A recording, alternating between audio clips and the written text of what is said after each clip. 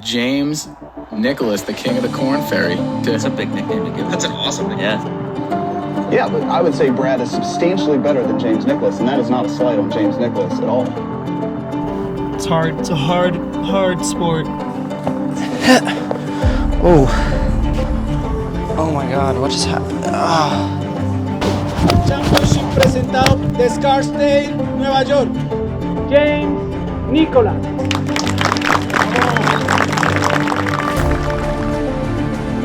Here with James Nicholas. We've got James Nicholas here. You don't shy away from putting everything out there, but also putting in the work and playing wherever possible. You gotta win to get a PGA Tour card. That's the goal of the MCO. James Nicholas wins the Astara Golf Championship in Colombia with an eagle on the 72nd hole. Here with James Nicholas.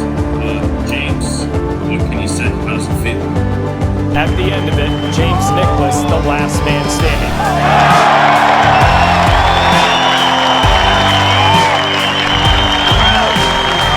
What a crazy week. We played at the Astara Golf Championship on the Korn Ferry Tour in Bogota, Colombia. Fourth event of the season. You guys have been waiting for an Inside the Tour. That video where we take this camera to the event is coming soon, but we had my wife actually filming almost my entire week. So we're gonna show you a lot of those iPhone clips. We're gonna walk through what I was feeling in the moment, where my mind was at, because I mean, I know it was all over the map. How it feels, maybe things like, I don't know if you can see that check, but you know, what it's like to get paid when we see that money, how much we made, the expenses, what this means for my career, you know, what status does it give me going forward on the Korn Ferry Tour, what step does it get me, you know, to getting my PGA Tour card. A lot of you guys asked me questions on my other social platforms that we're gonna answer in this video today. So stick with us for this video. I appreciate all your support. If you can, this channel has meant the world to me, to the entire team here today. If you could subscribe and like and comment on this video, that would be incredible. That's what helps us do what we love and helps us share what I do with you guys, and hopefully you can learn a thing or two. So if you can, click that subscribe button. We appreciate it. And let's get into this video and talk a bit more about what it's like to play in and then win my first Korn Ferry Tour event. I am over the moon. I am euphoric. I am ecstatic. I honestly can't believe it.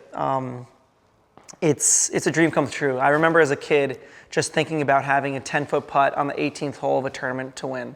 And to be able to play this event with all the stops and goes, with the rainstorms, with everything that happened, and then get to 18, drive down the middle, 7-iron from 237, 13-footer for eagle in the last to win the tournament, and then hoop it and just go absolutely nuts.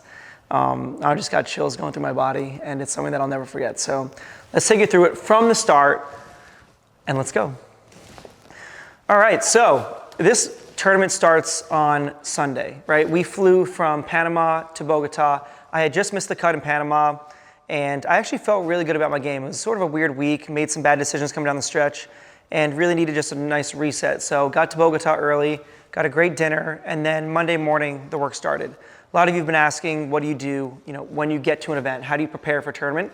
And that's what I'm gonna talk to you about right now. So get there on Monday, and I took some videos of my putting, which we'll overlay right here. But I noticed that the ball was not rolling well. And these greens are Poana greens, meaning in the afternoons they get a little bit bumpy. So I started noticing that my ball was getting driven into the ground and then popping up out of the air. As you can see in this video, it would dive down and then hop up in the air and then bounce. So what we did, I worked with Steve Mata, Callaway, since I'm using a Jailbird putter. Maybe I'll give you guys those specs in case you want to check it out. But Jailbird has been great for me. I used to be a Spider guy. Kind of go back and forth between Scotty Cameron, Spider from TaylorMade, and Odyssey from Callaway, but I got my first win with this one, so it's a putter that's going to stay in the bag for a little bit, at least a little bit. So yeah, I added loft to it, made it a little bit more upright, and that allowed the putter to strike the ball and launch it at a more vertical, so a little bit more up. So I was hitting a little bit more, had a little bit more launch on the ball. And that allowed the ball to skid over the top of the grass without going into an imperfection, and then take the green and roll in a more perfect fashion. So that was the first thing that I adjusted when I got to Bogota. The second thing is I did a ton of range work. So I got my yardage book, and the first thing that I did when I got to Bogota, since it's at 9,000 feet of elevation, is I would go and I would hit with my GC quad or TrackMan. Again, I'm lucky to have enough to have one of those. I invested in them so that I can tell how far the ball is going at elevation or at different, temperatures, different barometric pressures. And the first thing that I do, as you can see here, is I'd write down all of my distances. So I'll walk you through my distances. So 60-degree wedge, 110 yards. 56-degree wedge, 125. 52, went 140. My 46, which is a pitching wedge, went 160. 9 iron was 180. 8 iron, 200. 7 iron, 220. 6 iron, 235. 5 iron, 250. 4 iron, 265. 260, 265. 3 iron, 275, hybrid 295, mini driver 320, and driver carry of 340. So these are all my carry numbers, and I would write them at the top of my yardage book. That way when I got into a tournament and say I'm on hole 11 and I had 223 pin, all I would have to do instead of doing the math of the percentages and changing all the numbers is I look in here and be like, oh, my 7 iron goes 215, 220. It's a perfect high 7 iron.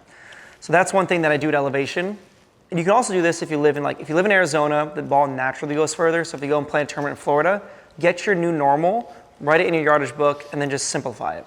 You can also just write it on Sharpie on your shafts. That's a quick little tip. But all in all, that's a preparation that I had to do for this golf tournament.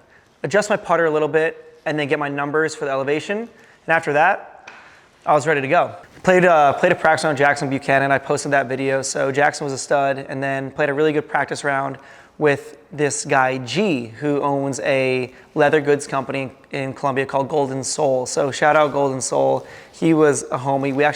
He played with Ian Holt on the front nine. Ian won the last 2 events, and then he got me for the back 9, and I was pumped to at least give him a little bit of a success story. So I ended up winning the tournament, obviously, but it was fun playing with him. He gave me this, I don't know if you can see it. I don't want to move the bag, but this rangefinder cover and a couple other cool goodies. So shout out to him. But yeah, now Wednesday night we get a good dinner and it's time to rock and roll, right? I wasn't expecting to win this golf tournament on Thursday. I knew I'd put in the work, I put in the preparation, I'd done my Death Star drills, my distance control drills, all the drills that I do each and every week on the Korn Ferry Tour in order to prepare for a tournament. I just went through that routine. We're not going to dive into that right now. This is about the tournament. If you want to see that, we'll post another video about all my routines and whatnot, so stay tuned for that. But yeah, Thursday comes along, and it was a good start, but I felt like I made some poor decisions. I had made a bogey on a par 5 after playing some really solid golf and felt like I turned around a 5 under into 3 under. So a little bit of a shaky finish there.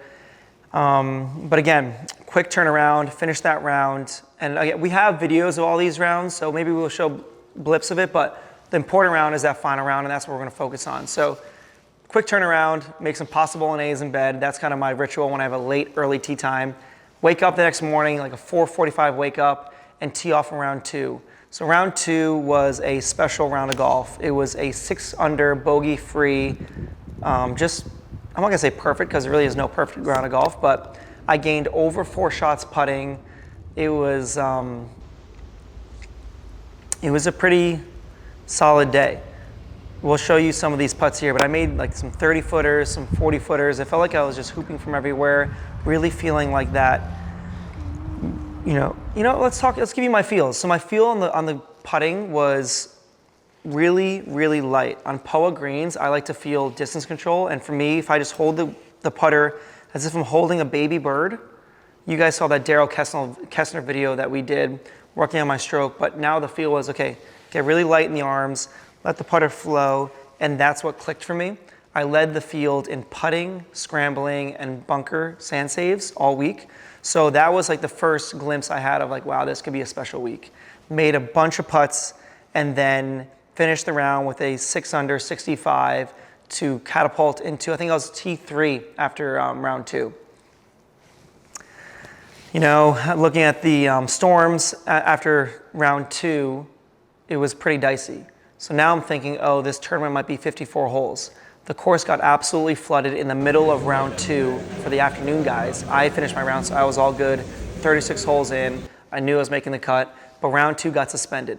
So I went to sleep not knowing what time my tee time was for round 3, but I did know that round 3 could be the final round of the tournament. So this was the big thing of this tournament, with the talk about the weather, the talk about if we're playing 36 holes, 54 holes, or 72 holes. And one of the things with that is that if you play 36 holes, it is an unofficial tournament. There is no points and no money. If you play 54 holes, full points, full money, and it counts as a full event. 72 is obviously a normal event. So now we're like, okay, what do I do? Do I prepare as if this last round or the third round is gonna be my last round? But let's take it through it. I wake up on Saturday, and the guys that played in the afternoon on Friday were finishing their round. So they finished, repaired, and then I got my tee time for round 3, which was at 12:45 p.m. Now I knew that I was pretty close to lead because I was in the second to last group. So we ended up going out, we played 6 holes. I birdied my second hole, made a bomb of a putt. It was so sick, but it was like kind of bouncing the whole way. We have a video of that, so we'll show you that. The greens got pretty bumpy since it was so soft, but again, my big thing on polo greens, people like to say like hit it firm. I don't. I know somebody will be like, that's crazy, but I don't want to have, if I miss that putt, a 4-footer coming back on bumpy greens for par. I just give it with my nice little touch.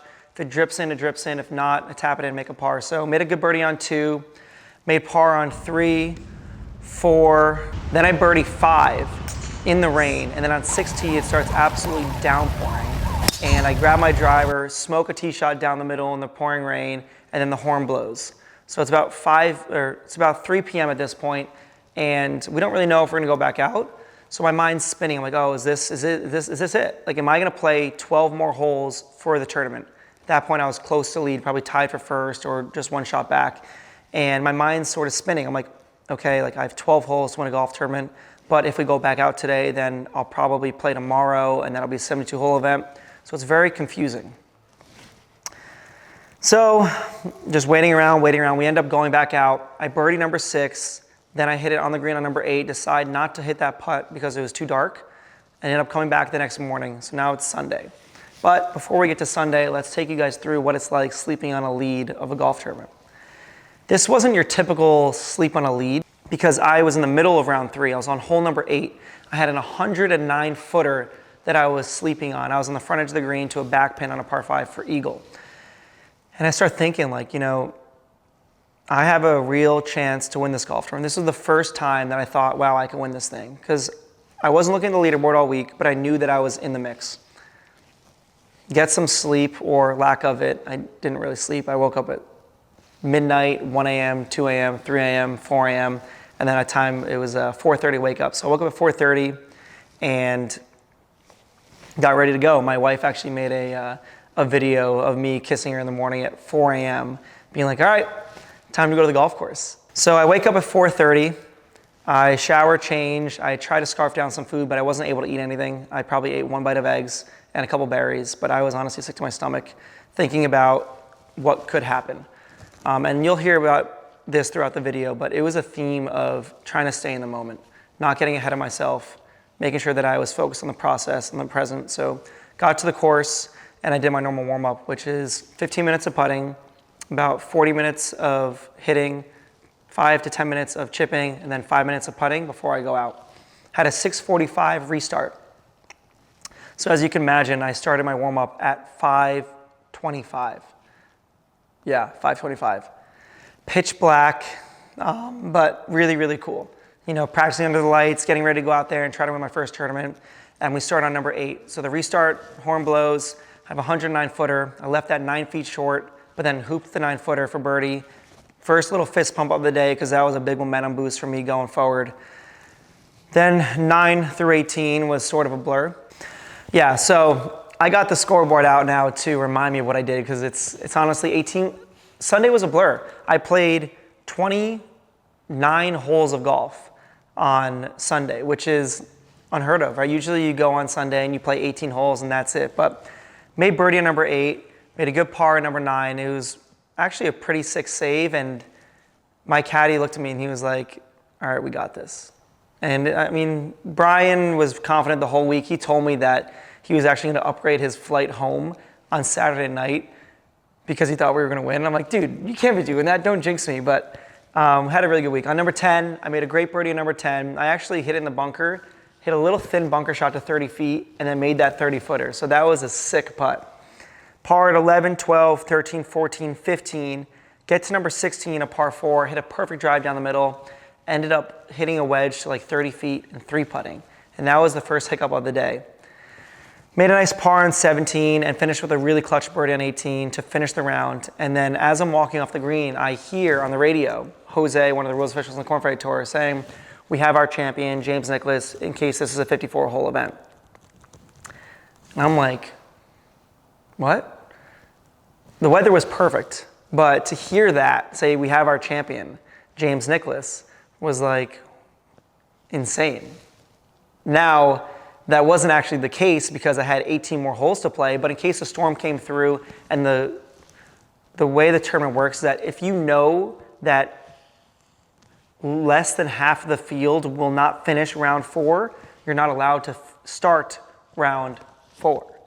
So that's what happened with the Q School fiasco, if you guys have been following that, is that since we knew we weren't going to finish round 4, we weren't allowed to start it. So if that was the case again this week, then I would have won the event after 54 holes, but that wasn't the case, and round 4 started. And we have a lot of videos from round 4, so we're going to show you them.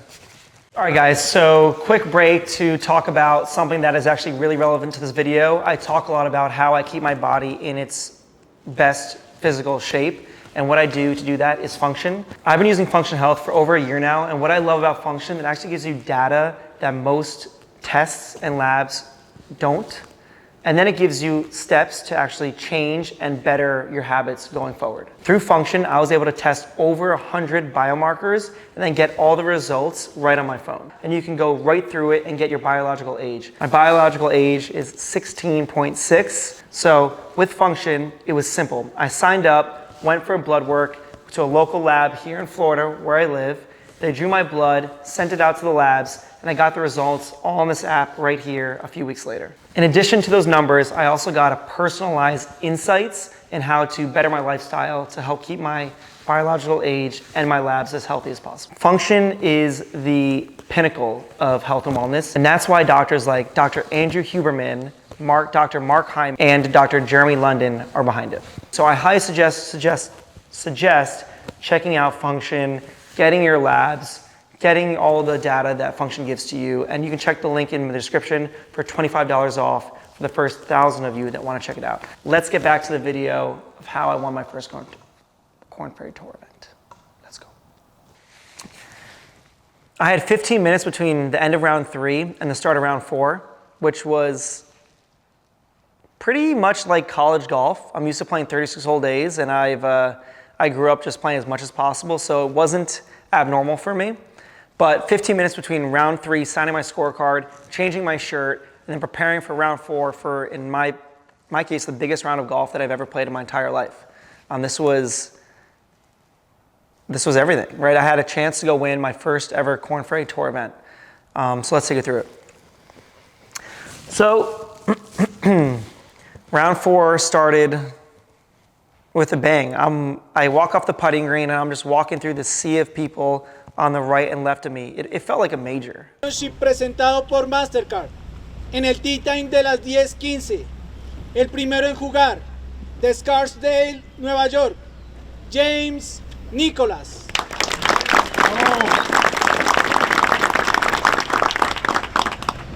I played the US Open this year. It kind of felt like that. There were so many people that came out in Colombia and all these fans, all these supporters. So thank you to everybody who's watching who came out to support me. I really appreciate it. But I could feel the energy. Everybody was like, let's go, James. Let's go, Nicklaus. Like, let's go. And I get to the first tee and I'm like I might cry, honestly, throughout this video thinking about it. Because, like, looking back, I was so nervous. But yeah, I got on the first tee. On the first tee from Nueva York, James Nicklaus. And I took my forehand out, and I'm just deep breath, because there's OB left and trees right, and it's a super, super, super tight tee shot.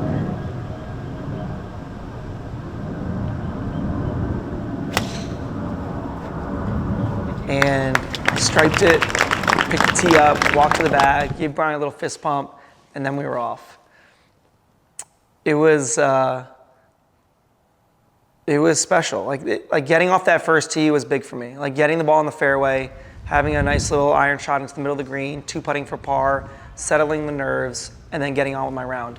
Hole number 2, I hooked it into the trees. I had a little bit of a punch 9-iron to the front of the green.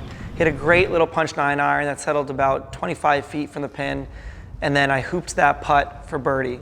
It like last roll, dropped in there, little fist pump, and that was the first real roar of the day. I had about 2,000 to 3,000 people out there following me on both sides of the fairway the entire round. So it was a really special feeling to have like every single shot have like a roar or like a or like a clap.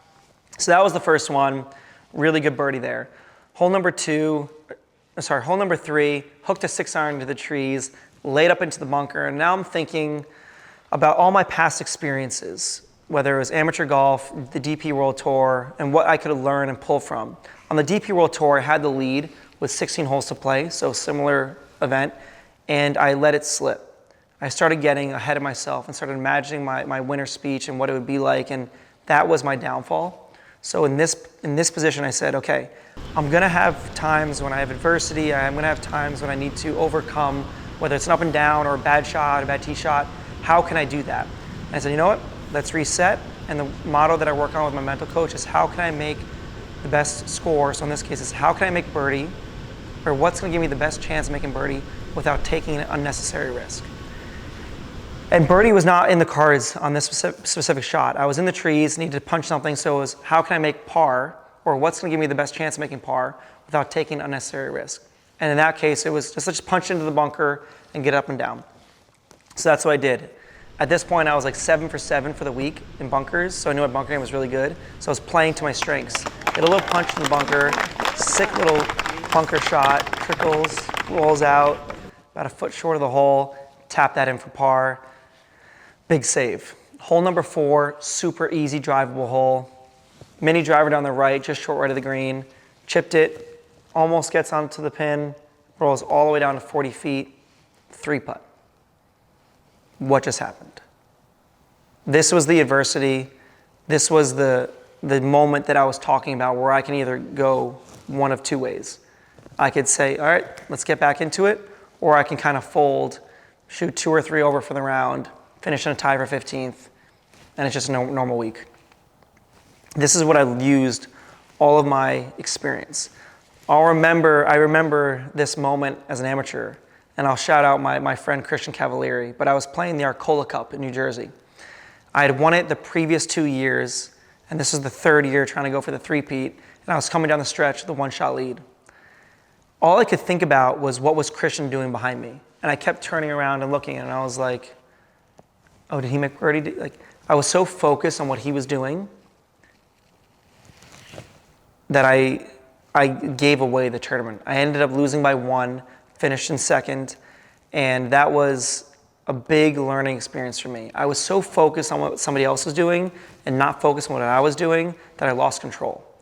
So in this part of the tournament, there was a group behind me that were the leaders, and I told myself I'm not gonna watch a single shot of them the entire day, and I didn't. So after that bogey, head down to the next tee, 5-iron, 245, hit it to about 15, 20 feet, hoop it for birdie. Hole number 6, driver down the middle, sick little skipping wedge to 4 feet, make it for birdie. Hole number 7, great little 8-iron, about 45 feet, 2-putt par. Now it's hole number 8, great opportunity to make a birdie, par 5. And this is what I'm starting to think, okay, looking at the sky, being like, are the storms coming in? Kind of like hoping that they would, because I have the tournament won if it gets canceled to a 54-hole event. And at this point, I think I'm like 1 or 2 back, playing good golf, but I'm like, oh, you know, I wouldn't be mad if they just like canceled the round 4 and it's over and I win. But I saw the sky, there was no clouds, so, and to be honest, I'm happy that, you know, it worked out 72 holes, because I would have had all this doubt of, can I close a 72-hole event? Can I do it? Like, so it ended up working out for me, but let's take it back to hole number 8.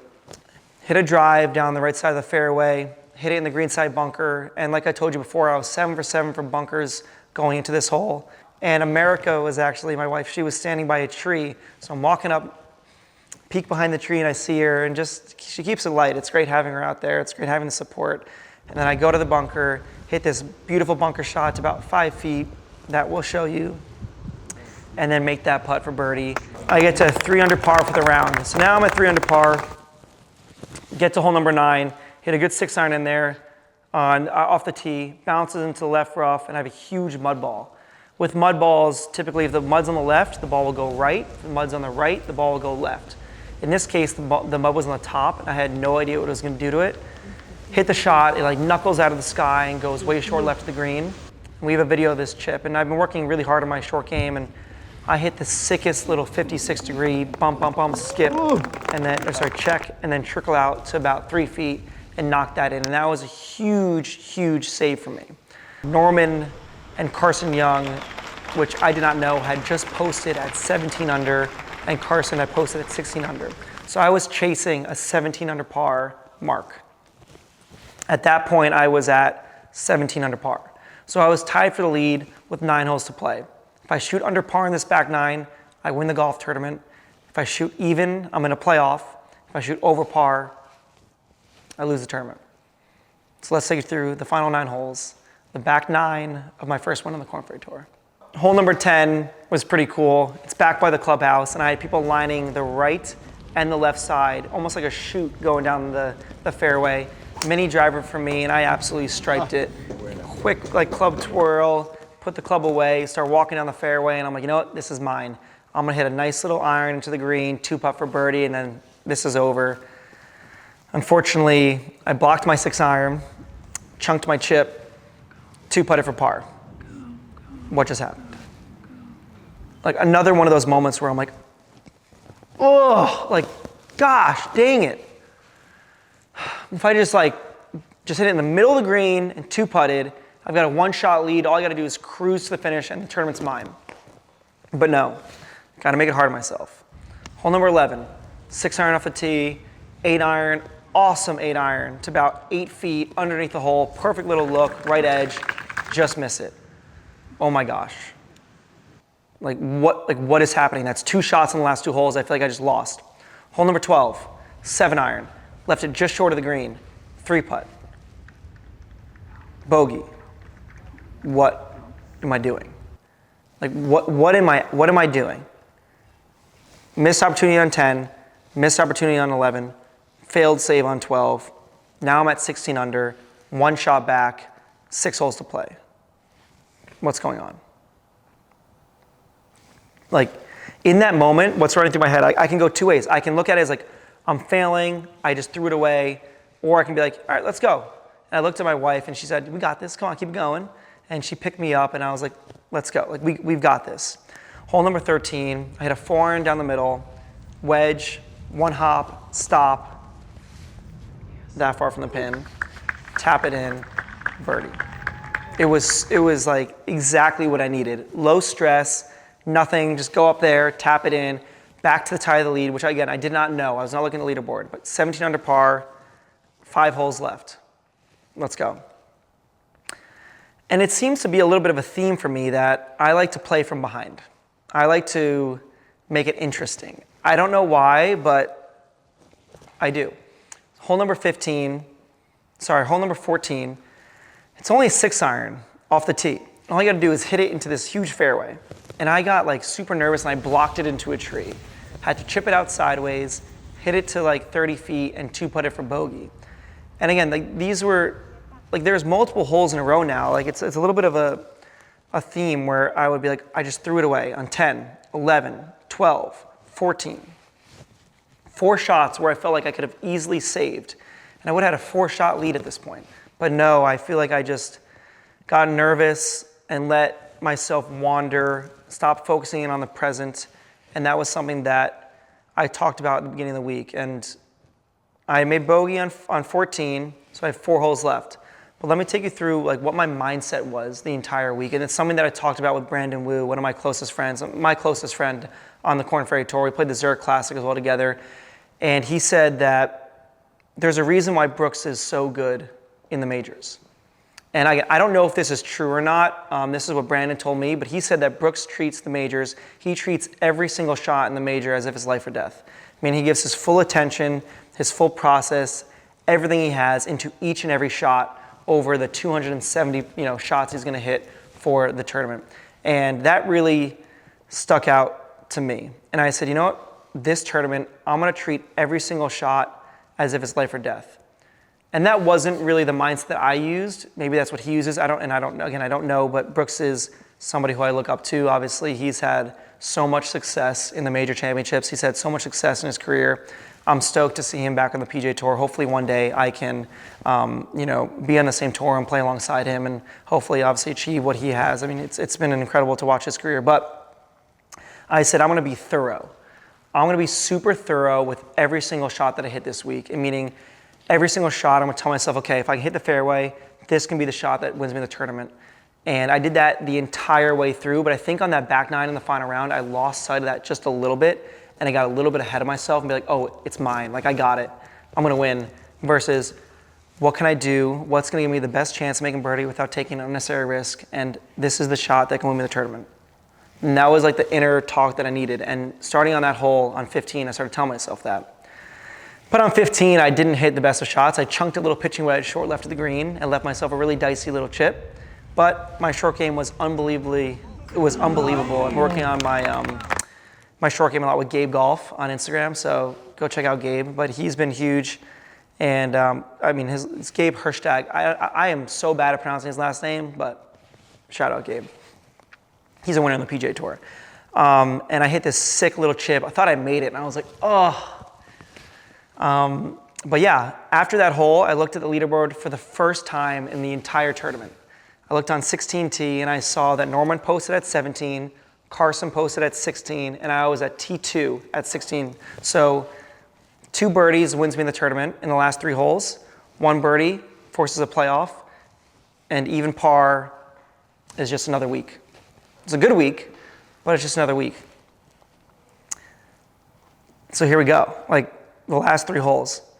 Perfect drive, high bomb cut into the middle of the fairway, 60 yards, little flick, 60-degree wedge with some spin on it, goes to 6 feet, and I have a downhill little tickler, tap it, and as it's like going in, I'm like tapping my putter in there, I'm like, please go, please go, please go. And it goes in, fist pump, onto 17. Quick little walk, and I'm jacked up at this point. I'm ready to go. Because now I know where the leaderboard's at. I knew there was nobody chasing me. I knew it was all in my hands, and I either am gonna do it or I'm not. 17, I hit an awesome 4-iron down the middle of the fairway. 8-iron to back pin to 25 feet. And at this point, I'm thinking in my head, okay, like if I make this, I can lay up on 18 and the tournament's mine. Hit a great putt, just missed a little low. And now this is what you dream of. Like, you have an opportunity to win a golf tournament with 1 good tee shot on 18. 18 is a par 5, huge dogleg right. You have OB left, OB right. But in the past, I would always think about the trouble. Where do I not want to hit it? And then I would tend to hit it there, right? You hit it to where you're thinking. So my focus was on what exactly do I want to do? And I looked at my caddy and I said, we didn't come here to lay up. Like we came here to win.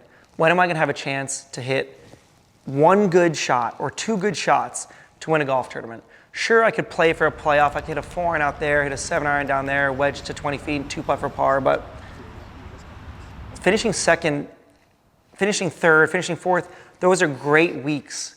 But winning a golf tournament is something that I have not done before, and that's what I'm here to do. And I'm going to take this opportunity.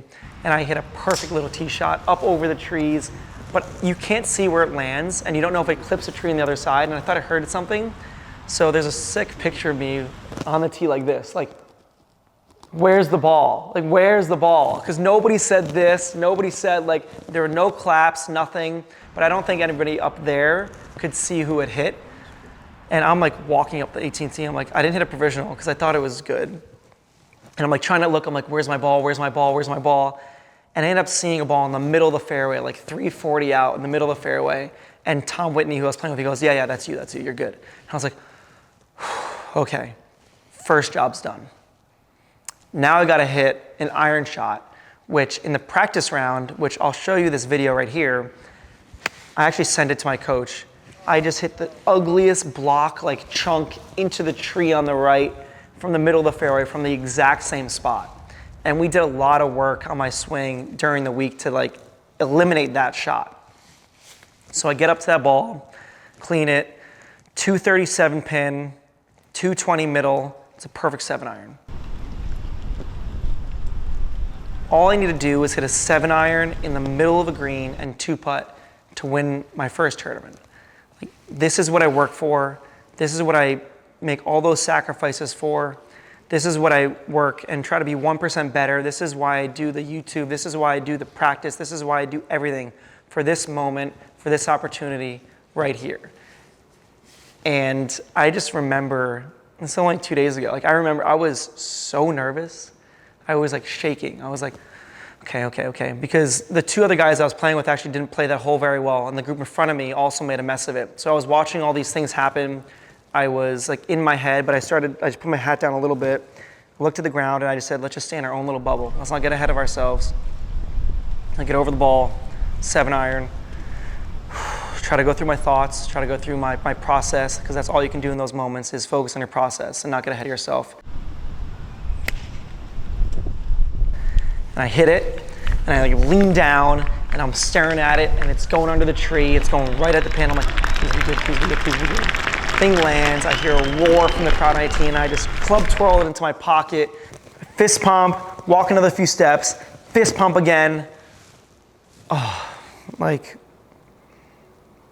that's the moment that I realized, well, maybe it was close to the moment that like, this is mine.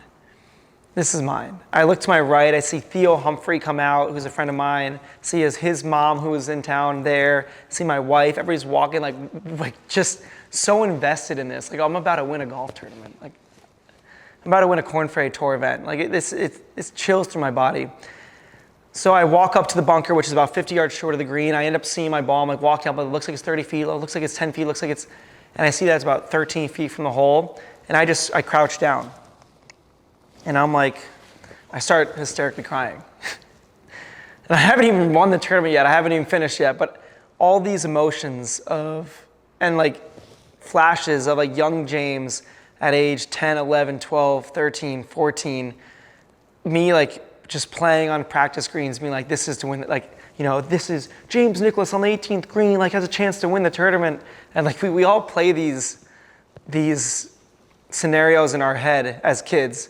And I feel like we lose that imagination as adults. And to have those like flashbacks come back for me in that moment was, and again, I wasn't even on the green yet, was so special. And I just sat there and I was like, I'm gonna do this. Like I'm gonna win a Korn Ferry Tour event. And as a kid, I wasn't imagining having a putt to win a Korn Ferry Tour event. It was a PGA Tour event or a major, or the US Open or whatnot, or be like a Francis we met in the greatest game ever played and, you know, do something crazy. But like, this was my opportunity. I had a putt to win a golf tournament.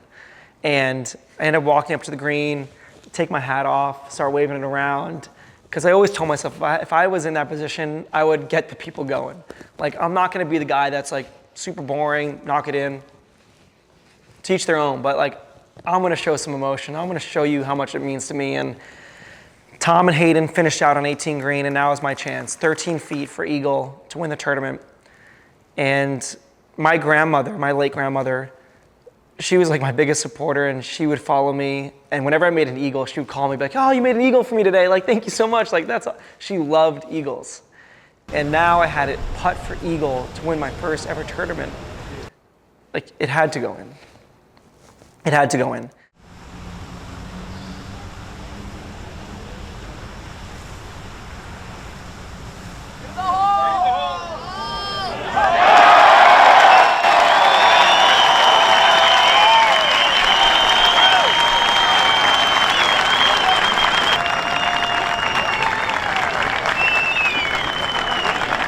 Absolute euphoria. Fist bump, start pumping up the crowd. And then my wife runs out, I embrace her, give her the biggest hug. Like, I had just won my first Korn Ferry Tour event. Unbelievable. Unbelievable. All those doubts, all the haters, all the naysayers, all the people that are on social media saying you're like, focus on golf, not social media, like, give me a break. Like, I just won a Korn Ferry Tour event. I'm ranked 263rd in the world. My goal is number one. My goal is to win PGA Tour events. My goal is to win majors. But this is what you need to catapult you. This is what you need to take that next step. And I'm not done. The job's not finished. This is about the win. This is about this moment for me. This is about what you guys can learn from it. But in no ways am I satisfied. In no ways am I going to be complacent. In no ways now I'm like, oh, now I'm good. It's like, this is the first step. I'm going to enjoy it. I'm going to make this video. I'm going to be like, I did this. But we've got to now go from here to here. So that was my story about the tournament, the shots I hit, the way I was able to manage my emotions, my expectations, getting ahead of myself, and then the feeling of just pure euphoria on 18 green. Making that putt, like, you don't want to like lag it up there and tap it in. You always dream about making a putt on the 18th hole of a tournament to win and giving it a fist pump and like getting that cool picture of like that hat on the ground and the fist pump going with your veins popping and like feeling like the adrenaline. And yeah, then after that, you know what happens? You win a tournament, what happens? You go in, you sign your scorecard, you have all these kids, you know, asking for autographs, you sign some autographs, you say your speech in Spanish. Gracias, Colombia.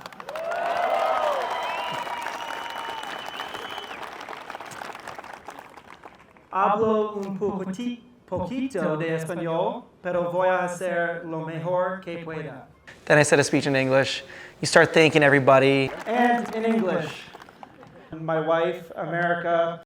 The other guy who deserves this championship as much as I do, Brian Beasley, my caddy. Round of applause, Brian. To all the tournament sponsors, thank you guys so much for making this possible. You know, you got guys like Icon Pass and Protivity and Pepe Auto Group and you know, all my sponsors. I had Tooch and Grayson and Jones, my golf bag. We had Ursula, Foxhole. There are so many people in my corner. You know, my coaches, Jeff Geschwind and Jim McLean and John McLean and Gary Weir and Daryl Kessner and Gabe and Tony Ruggiero, who's helped me, and my mental coach, Dr. Joe Parent, and guys like Brian Kane, who I've worked with in the past on the mental side. And there's so many people that I've worked with, and I know I'm going to forget somebody, and I know there's like, but it takes a village, it takes a team. My wife has been there for me since the beginning, my family, my friends, all you guys on social media. So thank you so much for all the hard work. Gary, Nick, the entire content team. It's like, it takes a village, it takes an army. My agent Rob Muji and Zane Adelson and Josh and you know Steve Astafan, and everybody who's been in my corner, like thank you. This is as much for you as it is for me. Like this is a team effort, and we did it. So, you know, I do my speeches and then I say, okay, enough with everybody else. Like let me soak this in with my wife. Let's walk down 18 fairway. So we sat in the grandstand, we just looked out and we were like, what did I just do? What just happened? Like all that hard work, all that dedication paid off. Oh. We walked down 18, but we just said, you know, arm in arm, this is the shot I hit. And we enjoyed it, we embraced it, and that's the story of how I won my first Korn Ferry Tour event. Yeah. Walking down 18. Checking out my divot. This is the divot? Oh man, thank you to everybody who's been there for me, supported me. This is just the beginning, but we're gonna take a second to walk. Yeah. And what a beautiful day. That's so cool. On 17, the sun came out and I was like, oh, this is happening. Like he's gonna win. Oh man, I can't believe it. Let's go. All right, so you guys asked a ton of questions, and this is your chance to interview me post-round, post-win, so let's dive into them. Yeah, so walking off the green after you win is a pretty cool moment, and Theo Humphrey had a phone in his hand with my entire golf updates group chat on there. Gary, you're on there, and my entire family, all my coaches were FaceTiming. My wife was there, so I give her a hug, we walk arm in arm. I get the FaceTime, I see all my friends and family, I'm like, let's go. Then you're walking up this line of people giving fist bumps, like signing autographs. You go to scoring, you sign your scorecard, take a deep breath, you know, you maybe embrace a couple rules officials, you see the staff there, and then you go and you see the tournament sponsor, you thank them for everything, and you have a bunch of interviews, you have a bunch of autographs, you have a bunch of sponsor obligations to do, and that takes like 2 hours. Then you go through photos. You take photos of the trophy, you kiss it, you smile, you take photos with the chef, took a photo with the chef, the staff, all the volunteers for the week. So that's what happens after you win. You got a lot of obligations, but then obviously you got to take your time to enjoy it. Yeah, so what does a Korn Ferry Tour event get me? It gets you a 2-year exemption on the Korn Ferry Tour. So I have full status for 2 years. I get bumped up into the winners category. So now I'm going to play in the best tee times with the best players. I also get 500 points and $180,000. Can you see that big check? So you get the big check, which is pretty cool. You get bonuses from your sponsors, but we'll talk about the financial stuff later. You don't get a PGA Tour card, but you get 500 points, which gets you closer to PGA Tour card. At the end of the year, you need about 1,000 points to be right there on that top 20 number for a PGA Tour card. So we're halfway there. So we got to keep playing really, really well this year to get it. But then after that, you have past champion status. So at any point in my career, I basically have conditional status at some point, meaning I can reshuffle in whether I play terribly in the next 4 years. I have that past champion, which means I can reshuffle and play my way back in. If you don't win, you never have that, and you can easily lose your card or be back to Q school. So now I have that sort of job security, which is really, really cool. Yeah, how did I stay present on 18? That was really tough. So when I got to 18 tee box, the group in front of me was waiting in the fairway, and it's a par 5, and I was waiting for 15 minutes. It felt like an eternity. I was just pacing back and forth. I was running around. I didn't want to make eye contact with people in the stands because you don't want to have like a connection because it like makes you more nervous. So I like head down, walked around, took some water, walked around, and it felt like I was doing that for half an hour. But it's hard. Like it's really, really hard, and it's not a position you can practice. But what I kept telling myself was focus on my breathing, slow my heart rate, and then focus on what I'm trying to do. After I hit my tee shot, I tried to walk very slowly to my ball, but I felt like I sprinted, so that didn't work out very well. Once I got to my ball, I wasn't watching any of my playing competitors. I was just head down and honestly trying to focus on nothing. After I hit that tee shot onto the green, that in between was pure euphoria, as in like realizing, oh my gosh, I'm gonna win. So it goes from like pacing to slow yourself down to I just did it. Yeah, what was my biggest takeaway from the week? I feel like I have the blueprint to win. I feel like I learned what it takes, and it's not anything crazy. I feel like I learned that my game is good enough. I learned that I gained the confidence. I learned that all the hard work that I'm doing is the right work. I learned that decision making is absolutely imperative and the most important thing when it comes to winning a golf tournament. When you're in trouble, get out of trouble. When you have it going, keep it going. When you have opportunity, take it. So those things for me are something that I'm gonna write down. I'm gonna note down in my notebook and make sure that I remember the exact feelings, the exact sounds, the exact thoughts. Nothing that I say is gonna make you prepare for a moment like that. You need to find your own way, but I feel like I now have that feeling, I now have that belief that it's gonna carry me forward for the next, I guess, chapter of my career. Is there a most important thing that led to my win? Absolutely, and it's the putting. I gained almost 10 shots on the greens this week, and I gained almost 7 shots, I think, on the greens short game. So that's 17 shots that I gained on a PGA Tour average number in 4 rounds. I mean, if there's nothing, that's everything. Then you add on driving and approach, and that number goes even further up, closer to 20, but you need to gain close to 20 shots to win a tournament, and that's what I did, and putting was the biggest factor for me this week. And then speaking of that, I mean, I'll just take out my stats and exactly show you guys. So, I mean, if I take out my stats, I use Decade to keep my stats.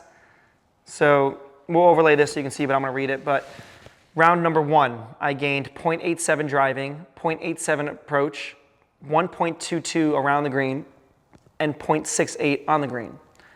Round 2, I gained 1.71 off the tee. I lost 3.03 approach, which is very rare for me, but apparently my wedges weren't that good. I gained 3.37 around the green and gained 4.57 shots on the green. That's insane.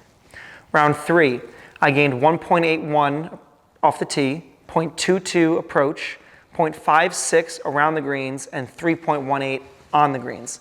So again, 2 rounds with insane putting stats. Now round 4, I gained 1.08 off the tee, 2.19 approach, 1.44 around the greens, which is short game, and then 1.05 putting. So off the tee for the week, I gained 5.47 strokes. I gained only 0.25 strokes because round 2 was abysmal approach, but that's okay. Around the greens, I gained 6.59 strokes, and putting, I gained 9.48 strokes. And those strokes gain stats are against PGA Tour average. So again, it could be even higher if you compare it to the Korn Ferry Tour event that week. But super stoked with those stats, and something that I'll dive into week to week and just see where I stand. Yeah, over the last year, I've done a lot of work with my driving and then inside 100 yards. My approach play has been very solid. So driving was getting a tee shot that gets in play, and then and then short game and putting. Putting, I'm typically very good, but short game has been where I lose those shots. So to look at my stats this week and see that I gained almost 7 shots around the greens, that's what has been the biggest improvement for me this year. Yeah, so I'm pulling up one of my swings. I've done some swing changes, and on the range, what I started noticing is that I can't feel the swing change on the golf course. On the golf course, I got to play golf. So what I've been doing is I've been doing these swings on the range and really feeling club head outside the hands, shut face at the top, reroute, exit left. That's way too much to be thinking on the golf course. So I try it on the range and I ingrain it, but then when I get on the golf course, I just play. I visualize and whatnot. So that's the biggest thing in the off season. I tried to ingrain it every single day, but once the season started, I'm letting go of that all. On the range, I'll try to ingrain it a little bit more and more. Once I get on the golf course, I'm just gonna play some golf. Honestly, the swing thought on 18T was don't hit it OB left or right. No, I'm just kidding. That's I think that would be my former self, is focusing on the negatives. But on 18T, it was okay, hey, we're gonna hit a high cut over the tree that's gonna carry and land in the middle of the fairway. And I was just so perfectly envisioning this high cutting bomb that it wasn't a technical feel. It was just whatever I gotta do to do that, that's what I'm gonna do. Geez, I remember as an 11 or 12-year-old kid playing in the Pee Wee International Quebec tournament in Quebec at the Pepsi Center in the Odd, and we were playing in the quarterfinals. And I was playing for the Junior Rangers with guys like Charlie McAvoy, Luke Kerwin, Jeremy Bracco, so many great players. My coach was Marc Messier.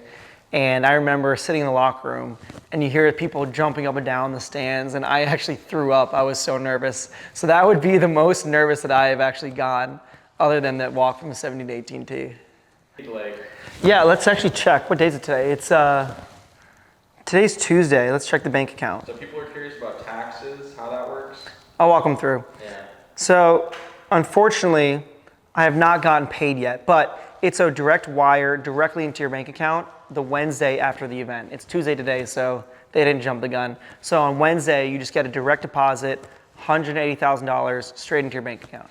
Yes, you need to pay taxes on that, but everything that I spend during a week is a complete write-off. Everything that I spend during a year, I write off, right? The money that I am spending on videos and content and driving and hotels and Airbnbs, right? All the expenses that I have from this week, and I can run you guys through the expenses for this week.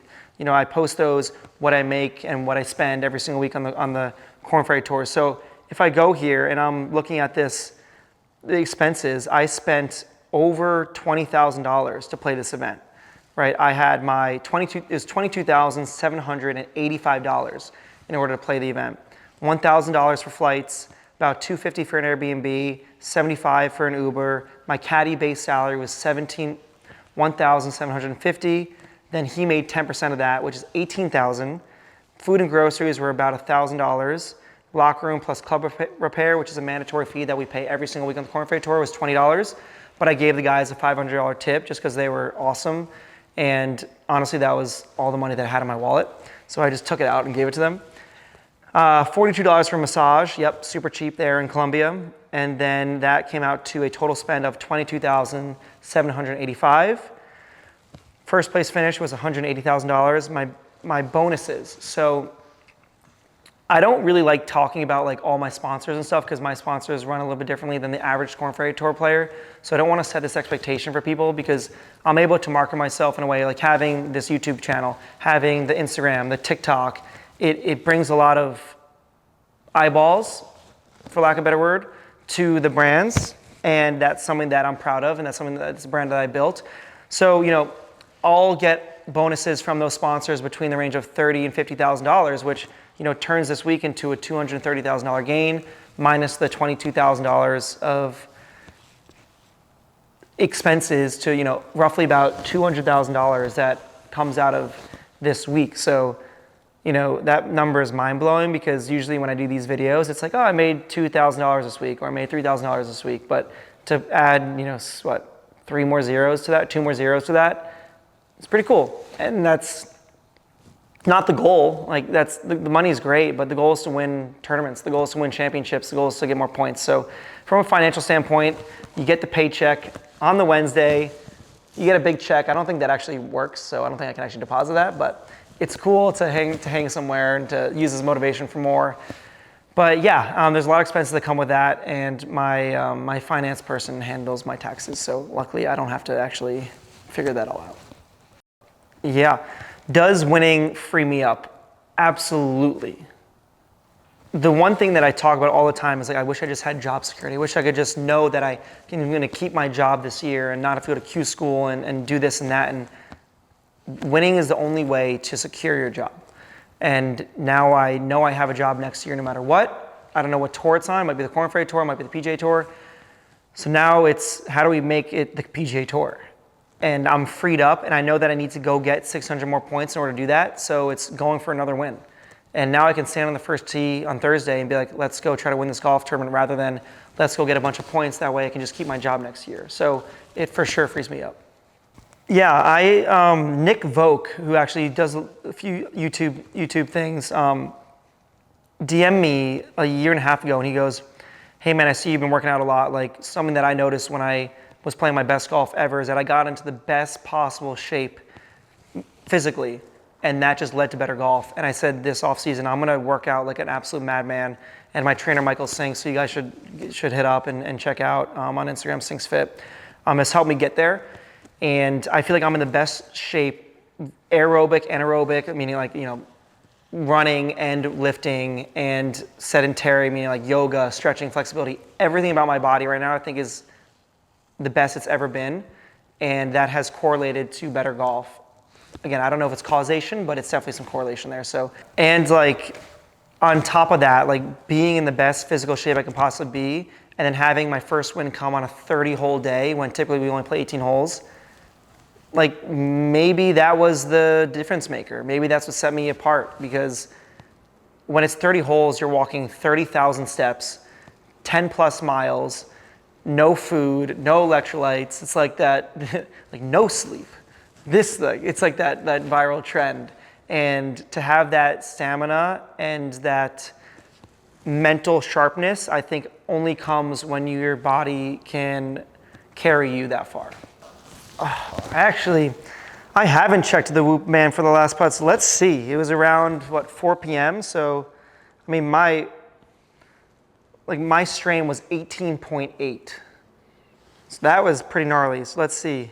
My heart rate for the entire round kind of started about 6 a.m. warming up, around 100 beats per minute. And then as we start, it jumps a little bit in the 115s, 110s. Now, you know, we're finishing that round about 120. Round 4 started at 10:15. It spiked again around there, 135 beats per minute, and slowly just climbs the entire day to when I have that final putt at 2:55 was when I made that final putt, and my heart rate was 155 beats per minute. And then after that, it slowly calms back down, and then it goes back down under the hundreds when I'm just chilling and doing pictures and whatnot. So definitely spiked, and that was a good call. I never even thought to check that. Yeah, I had a bunch of messages from former coaches, friends, family.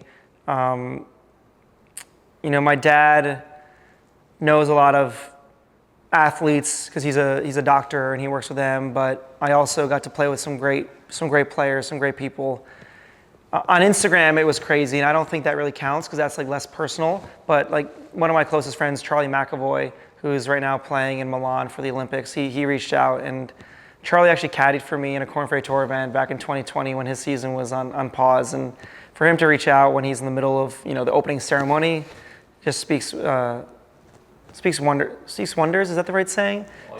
Speaks volumes. That's it. Just speaks volumes about the kind of person that he is. So. Yeah, Charlie reached out. A bunch of my former hockey teammates reached out. Marc Messier sent me a text, my former coach that I mentioned earlier in the video. And yeah, I don't want to really mention a lot of the guys because keep those relationships personal. But there were a lot of really cool people that reached out, and I feel like everybody is valued just as much as on their own. Call it. All right, guys. So that's what it's like to win a Korn Ferry Tour event. So. I'm over the moon. I'm ecstatic. I appreciate all the love and support. I appreciate all my sponsors. Thank you for being with me. Hopefully we can get a couple more of those big checks this year and make our way to the PGA Tour. And hopefully next time we do this video, it's for a PGA Tour event. So let's go. One thing that we forgot, the trophy. It's a little miniature one, but hopefully the first of many. Yeah. So we got this. That's one of the things. I mean, like when you win a tournament, you get one of these big checks and the trophy. So it was really fun. Like we got to do a bunch of pictures, celebrate a little bit, but to have this stuff to commemorate the victory, hopefully we can look back one day and be like, oh, that was cute, but this is pretty cool and I'm really proud of it. So definitely gonna put this somewhere I can look at it and use as motivation every single day.